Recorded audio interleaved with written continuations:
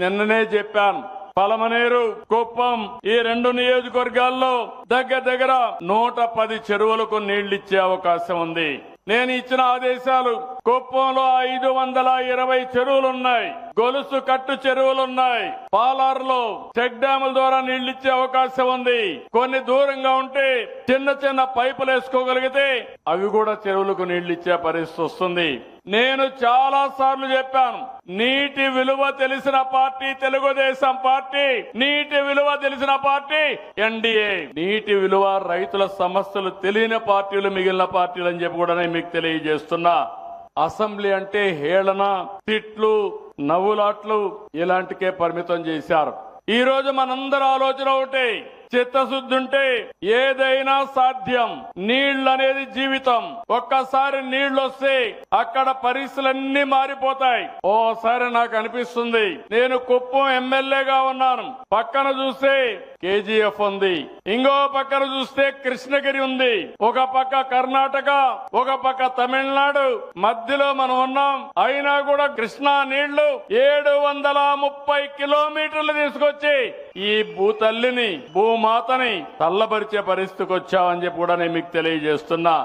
నేను చాలా మీటింగుల్లో చెప్పాను, రాయలసీమ రాళ్లసీమ కానీయను, రాయలసీమని రతనాల సీమగా చేసే బాధ్యత నాదని చాలా స్పష్టంగా హామీ ఇచ్చాను.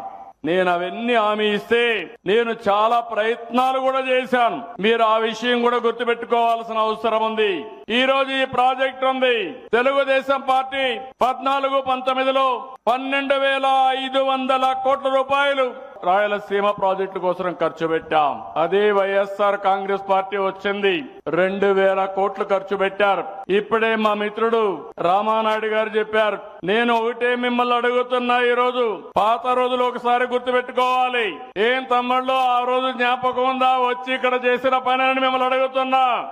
సినిమాల్లో చూసాం, గేట్లతో సెట్టింగులు వేసి నీళ్లు కూడా బయట నుంచి తీసుకొచ్చి ఆ నీళ్లన్నీ కూడా వదిలిపెడితే విమానం ఎక్కే లోపల నీళ్లన్నీ ఇంకిపోయినాయి. అవునా కాదా అని మిమ్మల్ని అడుగుతున్నా.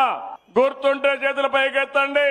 అబద్ధాలు చెప్పడంలో దిట్ట ఆ పార్టీ. అసాధ్యమైన పనుల్ని సాధ్యం చేయడం ఎన్డీఏ. అవునా కాదా అని అడుగుతున్నా. ఈరోజు నీళ్లు వచ్చాయి, జీర్ణించుకోలేకపోతున్నారు కొంతమంది. నేను ఇక్కడి నుంచి పోతానే ఇవి కూడా నీళ్లు ఆగిపోతాయని ప్రచారం మొదలు పెట్టారు. ఒకటే హెచ్చరిస్తున్నా, అది మీ యూఎస్పీ, నా యూఎస్పీ అది కాదు. ప్రతి చెరువుకు నీళ్లిచ్చే బాధ్యత నాది.